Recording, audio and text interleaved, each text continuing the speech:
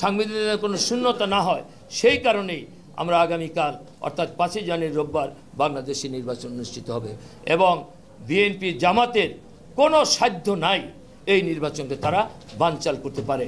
কারণ বাংলার মানুষ এই অশুভ শক্তির বিরুদ্ধে ইতিমধ্যেই রুখে দাঁড়িয়েছে।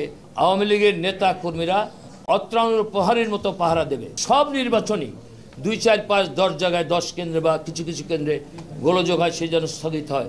কিন্তু অবাধ এবং নিরপেক্ষ নির্বাচনের জন্য নির্বাচন কমিশন সমস্ত কার্যকর ব্যবস্থা তারা ইতিমধ্যে গ্রহণ করেছে এবং ভোটাররা নির্বিঘ্নে ভোট কেন্দ্রে গিয়ে ভোট দেবে। তারেক রহমান, যার বিরুদ্ধে অনেক অভিযোগ আছে, আপনারা জানেন যে তিনি দুর্নীতি মামলার আসামি হয়েছেন, যে হাওয়া ভবন থেকে কিভাবে একটা প্যারালাল গভর্নমেন্ট পরিচালনা করেছেন, তিনিও কিন্তু তার যে ভিডিও বার্তা কিন্তু উল্লেখ আছে, তিনি এখানে সেই স্বাধীনতা বিরোধীদেরকে উস্কিয়ে দিয়ে বিভিন্নভাবে এখানে একটা গোলযোগ সৃষ্টি করার চেষ্টা করছেন।